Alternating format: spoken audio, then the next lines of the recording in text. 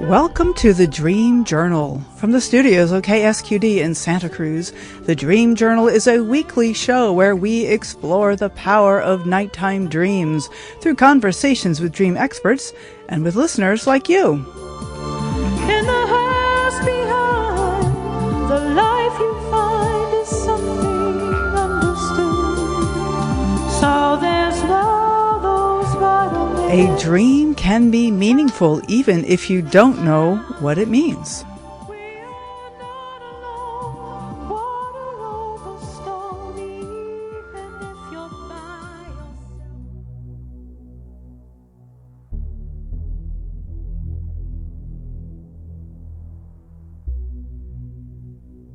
Ritual performance, dream synthesis, and the Dreaming Hive. Learn about enacting and ritualizing dreams to create a dialogue with the imaginal. A conversation with IASD conference ceremonialist and presenter Lana Nasser. I am your host, Catherine Bell of Experiential Dreamwork, and welcome to the Dream Journal. Okay, Lana, so great to have you on the show. Thank you for having me. Yeah. Yes, good. And all joining us all the way from the Netherlands, right? Yep. Interesting. I love that. I was in the Netherlands for the conference in 24, and I really thought it was such a beautiful country. Yeah. And very friendly people. Yes. So let me introduce our guest. Lana Nasser is a writer, performing artist, and dream weaver. She guides individuals and groups in ritualizing dreams, using theater, movement, props, and nature to enter dialogue with the imaginal. Her practice reveals insight, fuels psycho-spiritual exploration, and births communal and personal ritual art. An ecofeminist, shape-shifting storyteller, she bridges worlds through embodied dreamwork and innovative performance-making practices. So Lana will also be leading in the opening and closing ceremonies for the IASD conference in June and presenting a workshop of bringing together dreams of Palestinians and Jews. And we're going to talk about all of that coming up next. So good to have you on the show, Lana. And well, let's start with this definition of yourself. This isn't actually what I expected to start with. This is what really catches my attention. An ecofeminist, shape-shifting storyteller. Say a little bit more about that. So yeah, ecofeminist is where it combines basically looking at nature and feminism being connected. So how we treat nature and how we treat women, how we treat Mother Earth, that's all connected. So it's anti-imperialist, it's ecologically based, back to everything from small farmers to empowering women to no pesticides to women's rights, because they're really very much related. There's something about the way that society has evolved, or what we call civilization, which has removed us from Mother Nature, cut off the feminine, whether it's childbirth or pregnancy or all these things. So it's all connected. So ecofeminism is really based on that. So it's not just feminism with women, but it's also related to nature and the environment, and seeing the oppression of one as the oppression of the other. Okay. And what about shape-shifting storyteller? Tell me about shape-shifting. Yeah, sure.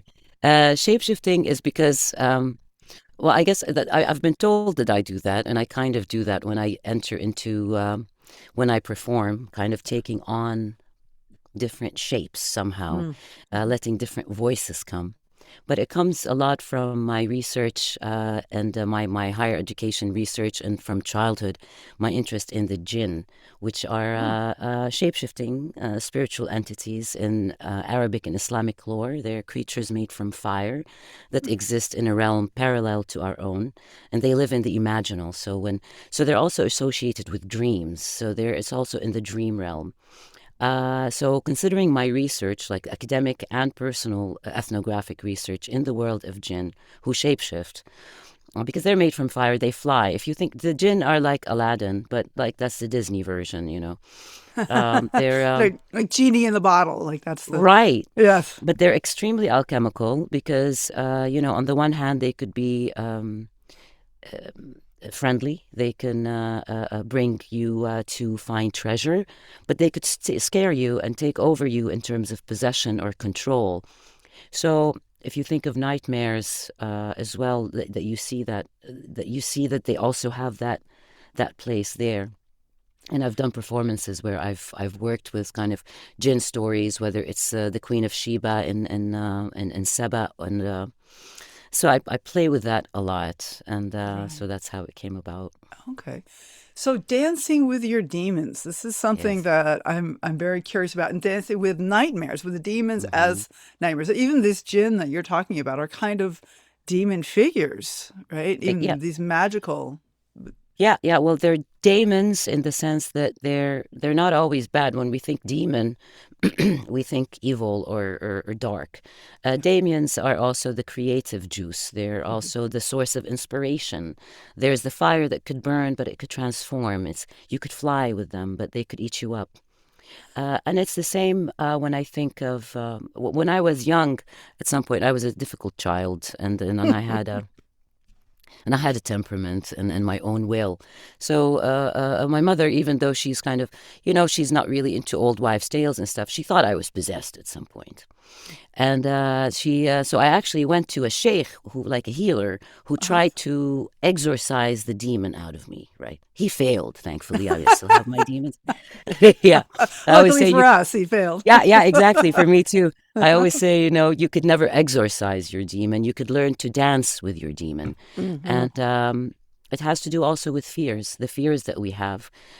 How can I find a way to dialogue with those energies that might scare me, where there's a dialogue, where then a scary, a fear, a nightmare, or whether it's an animal or a creature, would actually become an ally. Hmm. And working with dreams in an embodied way helps a lot.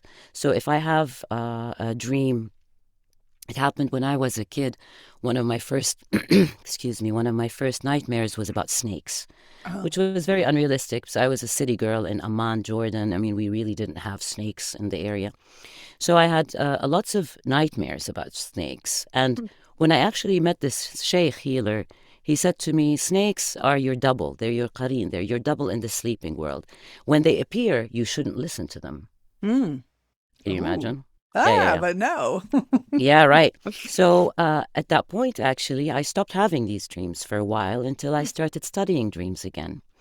When I was in JFK and I did the dream certificate there, and I was engaging with dreams, learning about symbolism, learning about archetype, learning about Jung, whereas my background is in psychology, but I was in a traditional school. We skipped Jung altogether because he was a whack. Can you imagine? Yeah, yeah.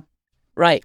So it took me a while to get back to that. And once I started delving into the dreams and being open, the snake dreams returned. And they were nightmares at the beginning.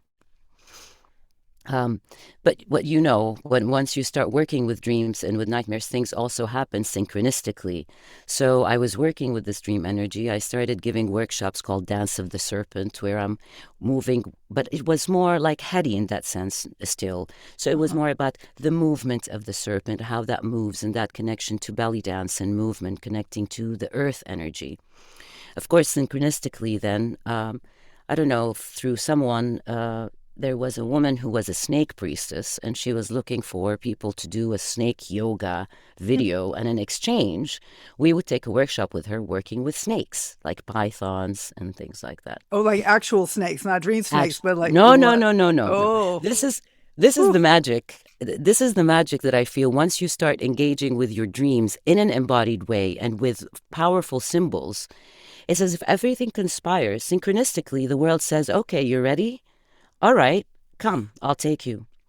you know. I love that. Yeah. So you're doing this workshop with actual snakes now. So how was So yeah, that? I haven't yet. Before I did that, Yeah. I had another nightmare with the snakes where I Uh-huh. was with the workshop. I didn't know this woman yet, but my dream reality was already preparing me. And in the dream, she was throwing snakes at us, little snakes. The little snakes are really spooky because they can go anywhere in your clothes and all that stuff. Ugh. They're really, yeah. And we're talking about nightmares like since I was a child. So it was my first remembered dream was flying, and the second one was the snake nightmare. So it's like really a childhood trauma, you can say, a dream trauma. So in the dream, I'm freaking out. I'm just totally freaking out with these snakes being thrown at me and stuff. And then she comes to me with this big python and she puts it on my head. And the fear that just in my body, in my spirit, everything. And then I'm not sure if it was a level of lucidity or just my dream consciousness being wise enough. I surrendered to the fear. I surrendered to it. I just let go. I totally let go. And when I did that, my head in the dream opened up into light. So uh, it was such a physical experience, but it also alerted me in a very indirect way to what the snake symbolism is to me, with the femininity, with the sexuality, with the things that were repressed, with the power. Now, what was cool is that then we went and did this workshop with this woman, and she had pythons. So, they're dancing with this python on you and whatever. And then the python came and just wrapped itself around my head, just exactly like the dream. Wow. And yeah, and in these moments, you're like, wow, it comes a full circle. It comes a full circle. And with that came all these other realizations that were very important for me as a woman, as a sexual being, as a performing artist, as all these things came together. So this is kind of one way of working with the nightmares. When we embody it, like it doesn't have to be a real snake. Like where's my snake here? I have, since we're doing, I can show you my snake. She's called Amanda. So this is Amanda. my little, yeah, this is my snake, Amanda. And in the beginning, yeah, when I was doing performances, I would embody and then use the snake as my prop, right? And letting it move and moving with it. But it doesn't even need to be the thing itself. You can use a shawl. You can use a rope. Like I've worked also with ropes, which were snakes, and then the rope would transform into the snake and do all things. And once you imbue the props, this is what's so cool about the ritualizing and ceremonial. Once you start working with the props, which could be really literally symbolizing, I mean, they're a symbol for the symbol in the dream, but they could be as literal as a toy snake, or they could be a rope, or they could be a shawl, or anything that gives you that feeling. They also become like co-performers, because you don't know how the material is going to react. And the way that it reacts could changes the way you react, which in turn brings insight as well into the dream and into the nightmare. Right. So it's such a magical process because it's not linear. It's not linear. You have all these elements coming in. And then in the dream, in the waking dream, let's say, when we're reenacting the dream, you have the element of surprise, you have the element of synchronicity, but then you have active will, so you're lucid. So you could also change the script, right? So it's really becoming lucid in waking in the dream. Whether you're lucid in the dream state or lucid in the waking state, you can take the dream into the waking state, you're saying, and it's kind of, well, here's more of the dancing with it that way. Right. So you bring the lucidity in waking, actually, with the dream. So it doesn't have to be a lucid dream in the dream, because maybe you solved it already if you were lucid in it, But in the way, maybe, I don't know. Maybe. I don't know. Someday. But in the waking, then you can change the script. You can dialogue in a different way. I mean, we do that with active imagination, but with embodied imagination, with embodied active imagination, things happen that you don't expect. So, which brings insight. You're like, oh, look what it's doing now, or that kind of. Interesting, because I do kind of an embodied enactments of dreams, and it usually involves other people, which is interesting because then you get the unpredictability of the other person, how they're going to and get involved. But it's interesting the idea to bring in the props, and then also maybe it sounds like there's kind of also a nonverbal element to what you're talking about, of like a kind of a dance, like a literal dance with the prop or with the imagination, rather than just talking about Right. what the dream is bringing. Is Right. that right? Yeah. Right. Yeah, there's absolutely that. And for me personally, it's literally often dance, but it's also as a symbolic or metaphoric way to say it, where we're dancing with it, dancing with the demon, dancing with the dream, dancing with the symbols. Hmm. Um, so there's also the playful element, and there's also a harmony in there. When you're dancing with something, Hmm. there's a give and take. So it's a relationship. It's immediately a relationship with and also then there you have the energy of the place. So let's say I'm performing in a place, and it depends on what people believe in terms of the Jenny loci or the spirit of the place. But if you're really open, also in the environment can bring in different things towards you, right? Whether it's animals that show up if you're doing it in nature, like site specific, whether if you're doing it at a place, especially like an ISD conference where people are more playful, that there could even be engagement that you don't expect. That also, so it's kind of how open am I to the experience? Because with ritualizing the dream or embodying it, there's the process of doing it for myself. Like I'm doing it to gain understanding for myself, Hmm. dialogue with the dream. But then there's also the idea that I would take, which is also the work I've done and I would be doing at ISD, is collective dreams. So gathering different dreams from different people, weaving them all into a performance. Right. So let's talk a Yeah. little bit about that. This is the part of the opening and the closing ceremony of IASD, coming up in June. And I think that's going to shift us to the topic of bees. Like you talk a Yes. lot about snakes. So tell me about bees, because on your gorgeous, gorgeous website, which, if I haven't said it yet, lananasser.com, Nasser, there's a lot about bees. Tell us Right. about bees and how Oh. that you're going to bring that into the conference. Yeah, well, the theme is with the conference ceremony is the Dream Hive, and the bees are separate entities, but they are a collective. So the beehive, it's not one bee; it's really like the group mind. So Mm, they're working together for the purpose of the hive itself.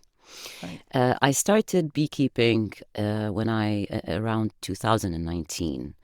And I was so taken. I already did planting and permaculture and all that, but with the bees, I just kind of said, "Oh, I'm just going to try this out," and I fell in love because of it's just a direct relationship to nature, and it's just so awesome. And the bees, the way that how that translated for me with dreams too is that very quickly at the beginning of beekeeping, I realized I don't want to do not the traditional, the commercial way of beekeeping, which how you learn it's all horrible things to the bees and to the queen bee and control and Mm. cutting on the wings of the Oh, queen. no, didn't know Oh, that. there's horrible things. Ugh, Oh yeah, yeah, yeah, and taking all the honey and giving them sugar water. It's just sugar. totally unethical, right? Yeah.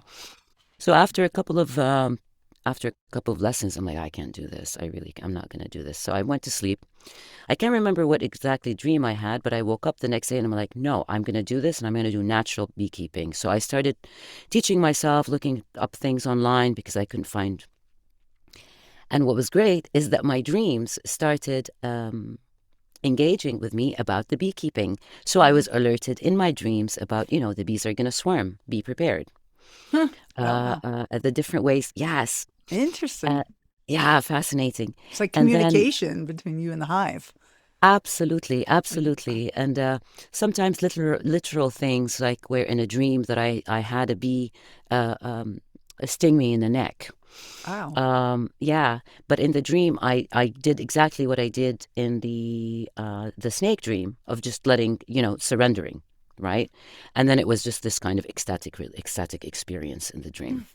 In reality, I'm there by the beehive. I get stung in the neck, And then, in the neck. So right away, the dream was like, all right, just do it. So I just kind of fell on my knees. I just sat down and I just let it. Mm. And I discovered later that, yeah, if bees, if they sting you and they keep whirling, they actually come out without dying, because normally a bee dies if it loses its sting. Yeah. And it leaves a sting in you, which is actually the problem. Like, that's what Right. the poison is, and you get swollen. And if you have allergies, you're in trouble. But if you do nothing, the Huh. bee will keep whirling, whirling, whirling, come out alive, intact, with her sting, and you have less pain. It's just Wow. right. So, like, that was a literal kind of lesson from the dream with the bees. Hmm. And my friends started seeing me posting things about bees and all that stuff. And then they alerted me to a woman who's in California who works with bees. Her name is Ariella Daly, and she works with bee shamanism. And she's also, then I realized that she does also working with dreams and bees. And I'm like, oh, wait, there's a whole tradition with bees and dreams, which I didn't realize. So Hmm. I deepened, I took some workshops and learned about that. And I'm like, oh, this is so connected. And then I also realized from that is that there's a connection between the bee and the snake, which also goes back to dreams, to nature, to all this kind of magical dream space. So somehow it's all connected. Yeah. Uh-huh. Mm. Oh, that is so fascinating. I have heard, and I'm not sure if I'm getting this exactly right, but I've heard that some people who have really bad arthritis can actually put their hands into like a box and let the bees sting them, and it actually Right, helps cure right. or abate the arthritis for a time. That it actually is like kind of a medicine. Yes, I think it's called apitherapy, Oh, but okay. and it was done in the past as well, where bees are used. I haven't heard about the box, but that would work. But bees, so people who are professional in doing that, they actually bring the bee and they place it where the problem is, and the bee stings. And if it's good, they also just let it keep stinging, stinging, and then come out. I don't know if they let the bees die with the stinger breaking, Hmm. but it's ancient medicine. I mean, Hmm. they like everything, right? Poison being medicine, and if Right. it's Yeah, yeah, the idea of poison being like a kind of alchemy, like there's a yeah, something alchemical, like the snake, like a snake bite, that can right, be like a medicine. It can be really terrifying in a dream, and yet it can be a sign of a big alchemical changes happening in the dreamer.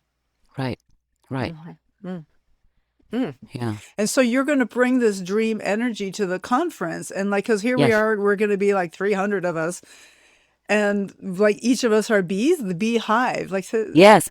Well, it's one step further. I take it, because like bees, they're a group. So honeybees are in the hive. You have then wild bees, and these are solitary bees, and they're not. They sometimes you see.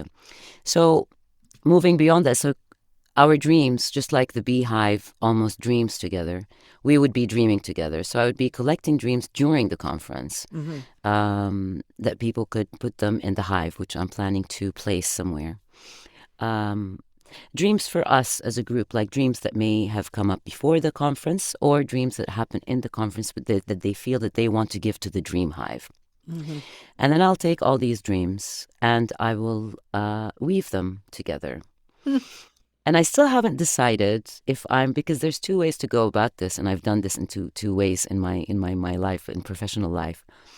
Either I actually script it, so I take these dreams and I decide what comes first, what comes next, and I make a little storyline. Mhm. Or, which I've done also, totally improvised, taking the dreams and doing it on the spot. It's a very Yeah, different experience.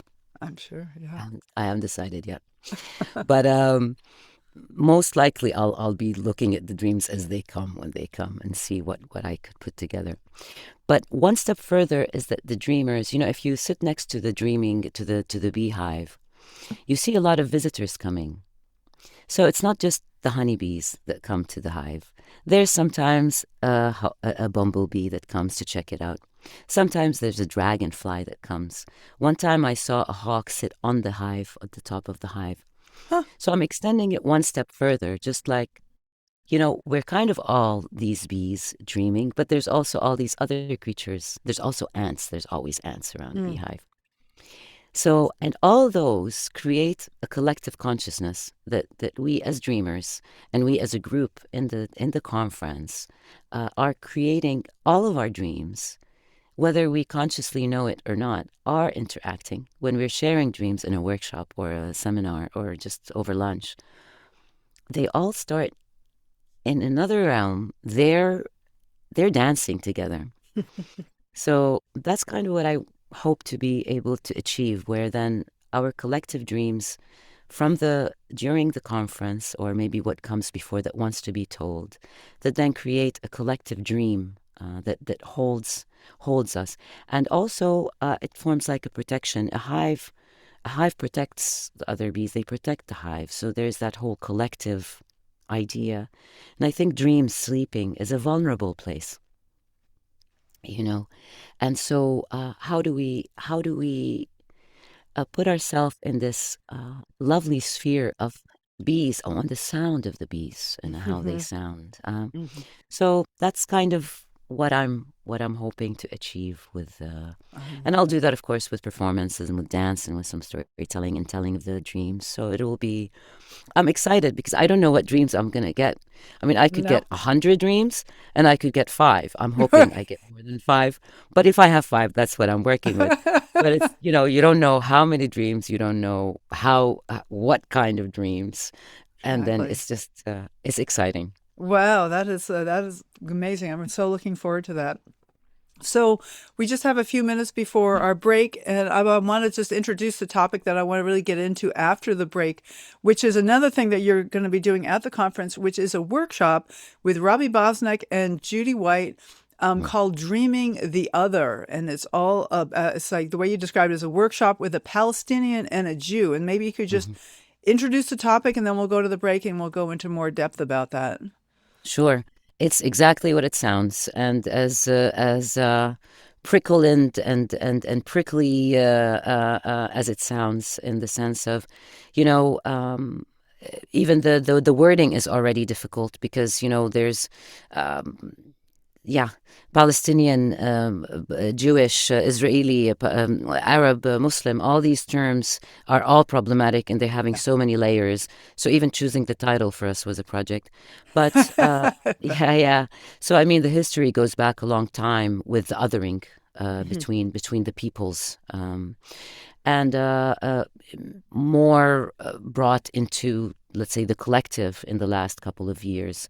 But of course, it's much longer, it's much older a Yeah. problem. So our idea is that if we working with dreams, working on the level of dreams, that we can transcend the political conversations into connecting our humanity of human beings, because we all dream, we all have fears, we all have hopes. And how do we bring that to the collective in a way where it's bringing it in a safe and maybe even playful way? Wonderful. We'll Mm. talk some more about that after the break. And just to say, Robbie Bosnack, who is your co-presenter, is going to be on the Dream Journal in a couple of weeks. So Ah, we'll get into more detail about this. But I'm very interested to hear your take too, Lana. So, and we are talking about Dreaming Hive, the ritualistic dreams, snakes, bees, all kinds of things. And it's Lana Nasser's webpage is LANANASSER, lananasser.com. The Dream Drill is broadcast from the KSQD studios in Santa Cruz and co-broadcast in San Jose by KCXU and up at KOWS in Sonoma. And we are podcast everywhere. You can also find full-length videos of the conversations on Spotify and on my YouTube page at Experiential Dreamwork. We will be right back.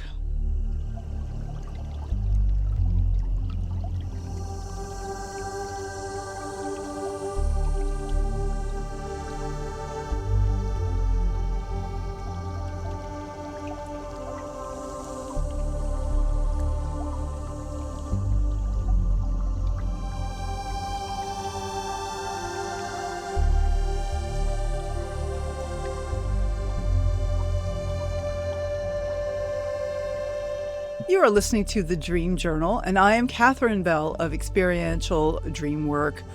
I'd like to welcome people from all over the world, including our guest from the Netherlands. And if you'd like to help join us to nudge that algorithm to spread some interest in dreaming, please subscribe to The Dream Journal on your favorite podcast app. And thank you so much for your generous ratings and reviews, and for sharing episodes on your social media. All these things really help spread information about the podcast, which spreads information about dreaming. But really, most importantly, I'd like to encourage you to find someone in your life to talk about dreams with, because the more dream sharing, the better, I think. And that as you get into dream sharing, I think you'll understand that's true. And you could initiate the conversation by saying, oh, there's this podcast I listen to. You never know. Could find your next dream sharing buddy. I just realized Yes. you usually begin with a dream. Yes, I do. I usually do. And I didn't today. You're right. You caught me on that. This is good. This is good. Okay, let me bring in a dream, but I want to have one more announcement, and Okay. then I will do that. So thank you. That's good. Now get me thinking. Yeah. Next week, we will speak with Dr. Ken Poller, IASD conference keynote, who will share with us some of the latest developments from his sleep lab, including some fascinating results of setting up his sleep lab in a monastery of Tibetan monks. So I'm really curious to hear about that, and that'll be next week. So, yeah, a dream. I've been having this theme lately of being on a road, sometimes in a car, sometimes walking, and to the left there's the ocean, and to the right there's some tall cliff or maybe very tall trees. And I've been very interested in this theme. Sometimes the left is maybe a valley, but usually the ocean, something with water. And so I'm thinking like right versus left, and what is that? And in one of the dreams recently, of such dreams, I actually meet a bunch of cars going the other way, and I have to back up a long way. And so there's a lot of the dream of me looking in my rearview mirror, which is a dream I know I shared about the rearview mirror, but the details about the ocean on the left and the cliffs on the right has been a theme probably 5 or 6 times in the last couple of weeks. So I'm kind of curious about what this could be, and like even just gesturing, like doing the dance, like we were talking about, is starting me thinking about the difference, the right and the left. Yeah, nice. If you I have any wonder how thoughts. it would be like if you embody the water and you embody the cliffs and see Uh, how they dance together. right, because they seem very different. I mean, the water is very Yeah, horizontal, kind of right. spread to the horizon, this very far distant view, and then the cliffs or the trees, the tall things to my right, very vertical, and they kind of stop my sight. I can only see Yeah. so far in that direction. I can't see the sky in Hmm. that direction. And yet, when interesting in the dream where I'm backing up, I'm looking in the rearview mirror. It's kind of reversed, and yet it's still left and right. No, I think it's the Yeah. same. So interesting that the horizontal and the vertical dancing together. Hmm. It reminds me of like Carl Jung's Spirit of the Times and Spirit of the Depths. The times is like the horizontal. Like this is where we're at right now. This is my Yeah. understanding of what he says. And then so that's like the ocean, like the presence, maybe. Hmm. Of course, water always makes me think of emotions or Mm. subconscious or presence. And then the spirit of the depths, where you go deep, like that's so it's interesting. This verticality. Yeah. Now that we're talking, yeah, like the Yeah. crossing over. Yeah, it's cross.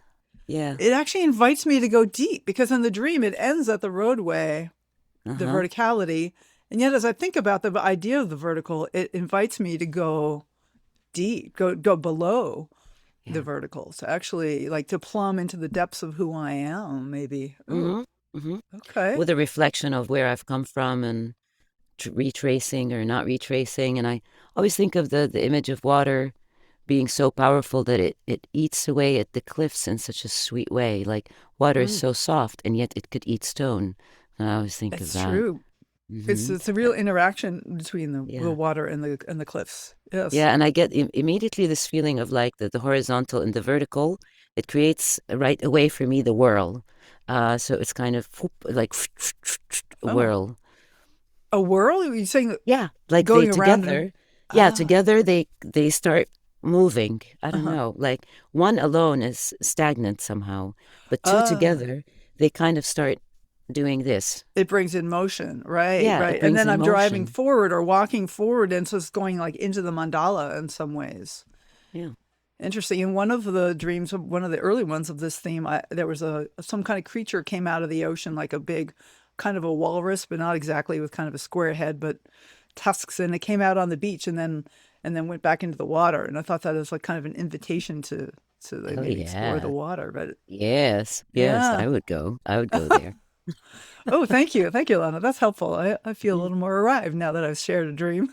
There you go. Yeah. Great.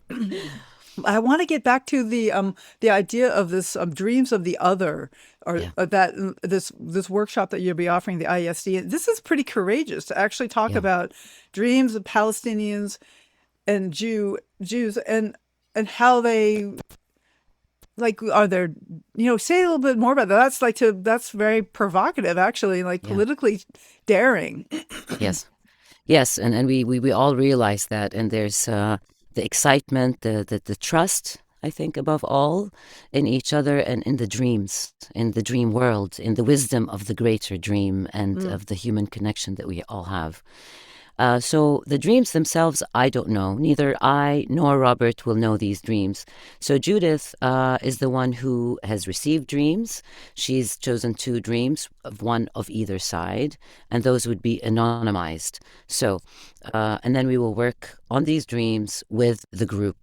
Okay. But neither Robert nor I nor the group will know what the source of the dream is. And we're asking for not just regular dreams, we're actually asking for strong, emotionally charged, nightmarish dreams where the other is really othered.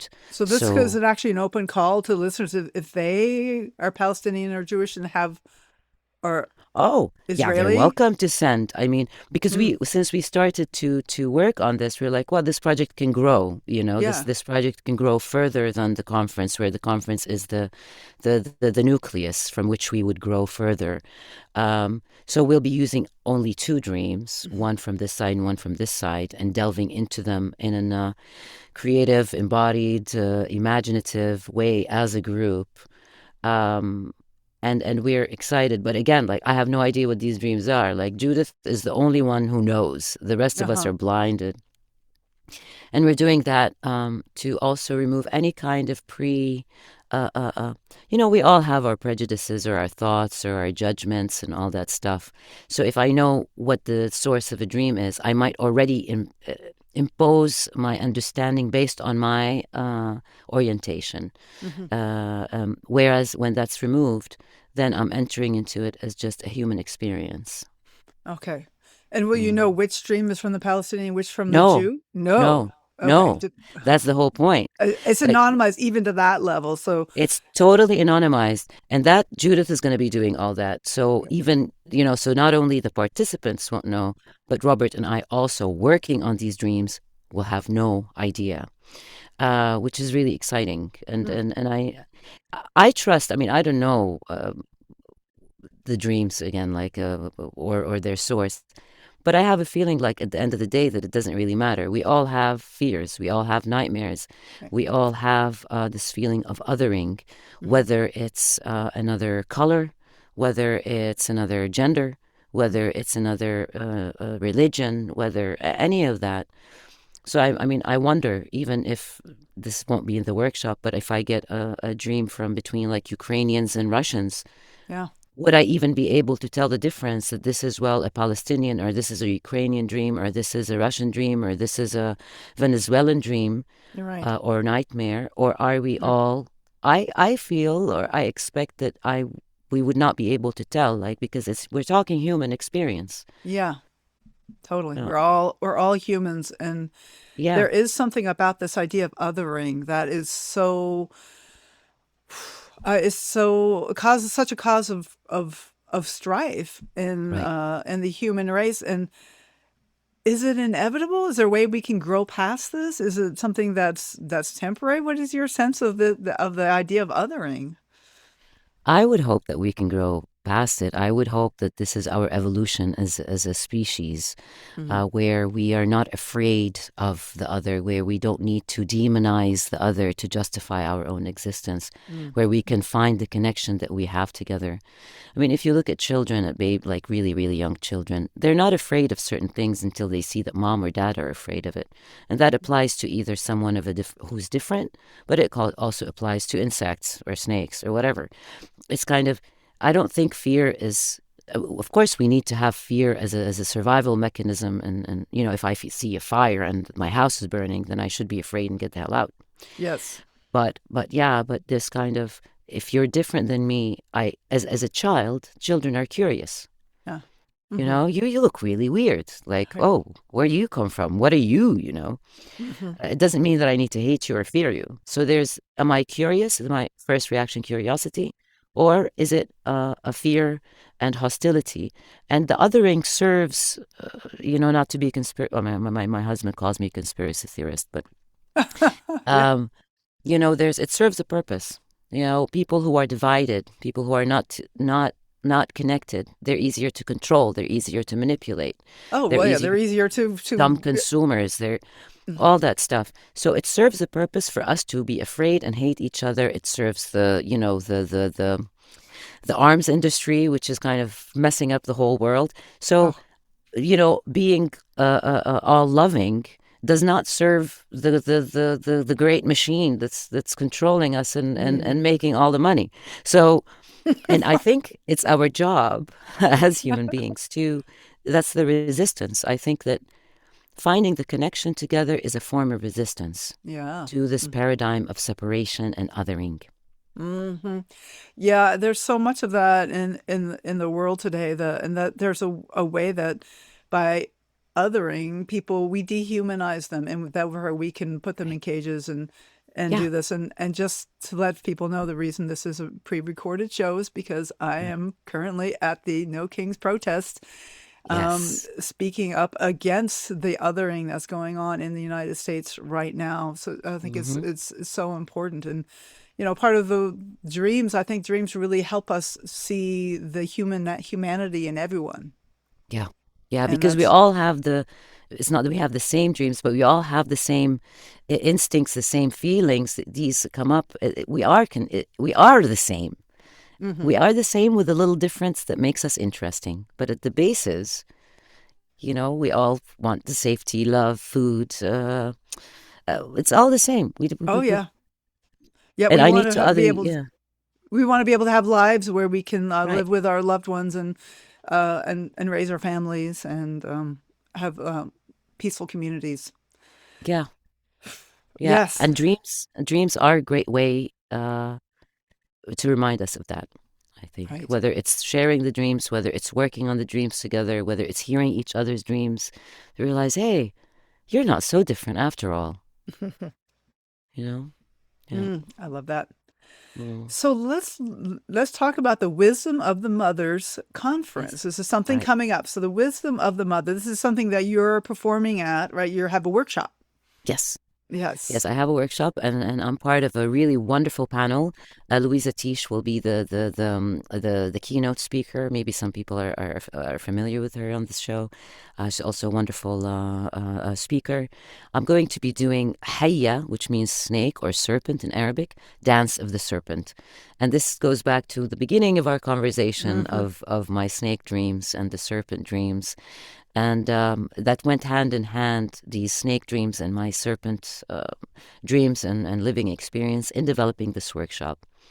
So the workshop is body based. It's an embodiment movement connecting to the flow and the rhythm of the serpent as being connected to Mother Earth. The serpent slithers on the earth with all her body, so she feels, or he or she, it feels everything, all the vibrations.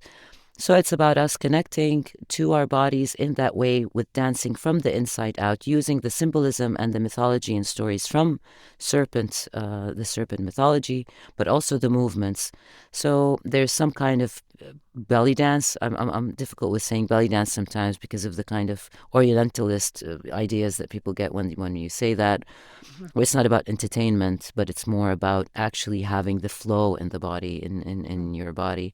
Also, how to use movement to go through emotions, to process emotions, to embody dreams, to grieve, and to celebrate. Because since the beginning of time, people, especially women, but people got together and they danced and they moved with energy, with grieving, with celebration, with childbirth, with all of that.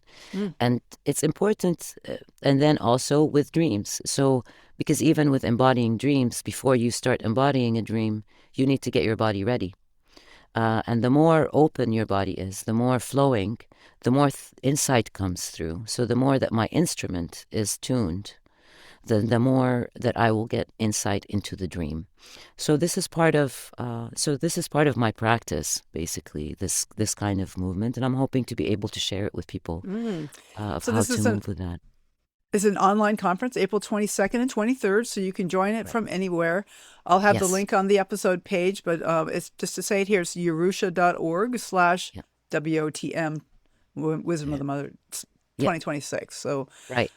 and I want to just ask about this. This is like you're a performer, and that this workshop that you're doing is going to be very embodied. I mean, belly dancing Mhm. is extremely embodied, and Right. like right now in the video we just have like a headshot. How is it to do online things of dance and embodiment? How do Yeah. you?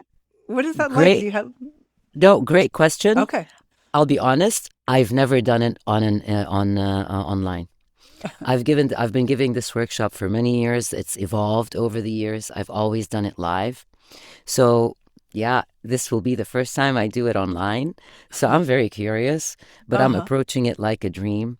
But I know I've been, the last period, I've been taking Qigong classes online or Qigong sessions online.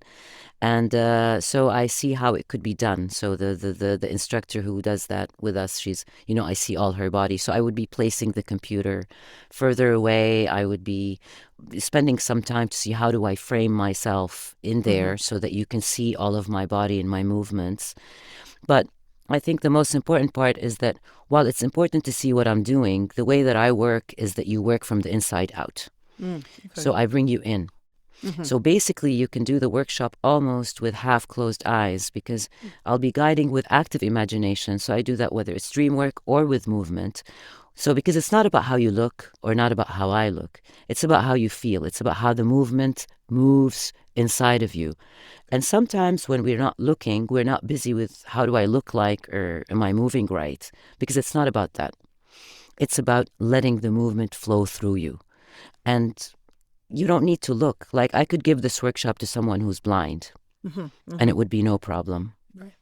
So is Yeah. there then the participants are invited to move as well, or Right.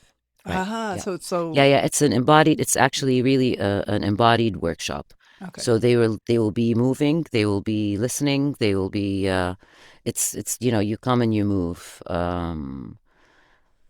Yeah. Oh, interesting. Okay. Yes. I hope you can join. Yeah, that's exciting. And so, how did you actually start becoming a performing artist? I mean, that's really a very unusual profession, for people. And I know you also do a lot of other work. You do audiobooks, you do some commercial work, you do voiceovers and things like that. And so, this is really your whole life to be a performing artist in so many different ways. How did that start? You mentioned your childhood of being acting out. Acting out. Yeah. Yeah. Acting out it started really young. Well, I was always interested in it's very related to the human experience and the shape-shifting thing, like taking on different roles, taking on different characters, taking on different emotions, embodying, moving, dancing. I think that, you could learn things, but people are born with a temperament, so you have things in you as it comes up. Yeah. But at the beginning of my career, I was doing mainly acting. So I was kind of, auditioning and doing acting and roles and stuff like that. That wasn't fulfilling to me. It was fun. It's Mm. fun. But, you have to do a role. It was actually thanks to working on a dream creatively that I ended Oh. up becoming a performing artist and Huh. not just an actor. And it was again at JFK. I think it was the first a dream class that I took there with Kelly Buckley. And at the very end, he said, a creative interpretation of a dream. So, of course, you can write a poem. I'm also a writer. I could have written it. But this dream felt to me like it needed to be, and I still remember that dream. I'll never forget it, that it needed to be embodied. Um, and so I embodied that dream and I staged it and I performed that dream. And that was my first performance art piece that I actually did. I did, no, in college, I did well, I tied myself to a tree with plastic and stuff. That's kind of performance art, but like not, Huh. yeah, because that comes with maybe the whole ecofeminist thing, connecting to nature and all that stuff with multimedia art. But that was Hmm. more fine art. It wasn't performance. So you have performing arts and then performance art, and there's a difference. Anyway, Interesting. but like really standing on stage, doing performances of my own, the root sits in the creative interpretation of a dream. And after that, I just started doing more of that. It's not always, not all my performances are dream based, but there's always some dream elements, or the performance itself feels like a dream, or I use dreams to help me figure out problems that I'm facing in the performance itself, whether it's staging or all that stuff. So it's a conversation. But I would say that dreams and performance are very much related in my life. Yeah. Yeah, yeah. Well, there's there's definitely a feeling of bringing the dreamlike feeling to waking life. That for me is when something crosses over into being numinous, Right. sacred experience. When it starts to feel Right. dreamlike while I'm awake, that's like a Yes. hallmark of being in kind of an altered state Yeah. in a beautiful way. And Yeah. I wanted to mention on your webpage that there is several beautiful videos that you've done these performances, and you've worked with different videographers or at least recorders, Yeah. Photographers photographers. Yeah. mainly. Yeah. Or like people who capture the Uh-huh. image. So, and a lot of that, and I think maybe you're talking about the one on the main page. A lot of that was really entering the waking, the sleep, entering into the dream and waking. So Yeah. it was, so the images, some of them are from the Dead Sea, some of them are from the desert, where there's very ritualistic. There's kind of, costuming, makeuping, and then I would go and I would feel the spirit of the place. So it was never planned what I would do. So it was really getting in the flow of the place, of the spirit of the place, and letting it speak through me and through my body and taking me to where it wanted to take me. Hmm. And this is where waking reality and dreams really become just like one. So it's really dreaming and waking, Hmm. where you're in control but not in control. It's kind of letting go of the control, letting yourself be taken Hmm. to wherever that nature place takes you. Because a tree has something to say, and if I'm able to connect with it, it will speak through my body. Hmm. The Dead Sea has something to say. If I let it, it speaks. And this could take you to crazy places sometimes because energetically, some places are heavy. There is also heaviness, and it could take over you in a way that suddenly you're like, what am I doing? Like I'm pulling my hair out, like Yeah. literally, you know. Hmm. But yeah, how far do you take it? I take it far. I like to take it far. Yeah, or I let it take me. I let it take me. Yes. Yeah, Yes, and I there's a surrender, like you mentioned around the snake dreams, that there's like this element of surrender that if we learn to surrender in our dreams, like I've eventually learned to surrender in our lives mm, is scary and yet yeah, valuable. Following yeah, that thread and surrendering to the snake or following the yeah. bee, whatever it is. Yeah, And yeah, absolutely. And I think the key there is like having a container. So having the big belief, whatever it is that one believes in that feels like safe. Like, so eventually, I mean, eventually we're all going to die. So if we come to terms with that, then, the rest is footnotes.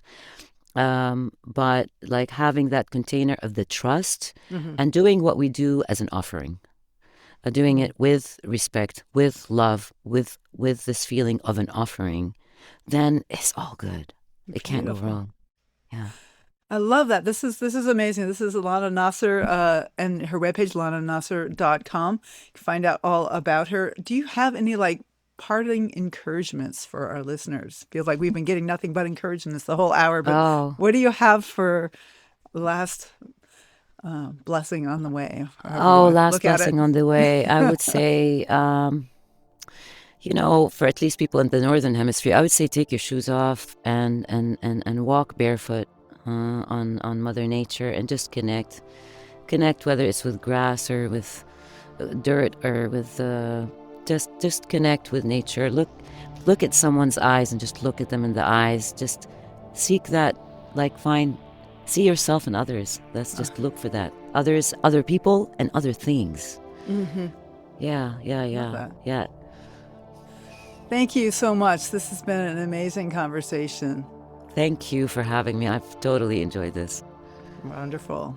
Okay. Well, and thank you And all I'll for see you in listening. the conference. Yes, I'll Yeah. see you at the Yeah. conference, and maybe Yeah. some of the listeners too. Yes. There's still hopefully. space available. Thank you all for listening. The Dream Journal is produced at the studios of KSQD in Santa Cruz, and we are broadcast every Saturday at 10 a.m. Pacific at ksqd.org.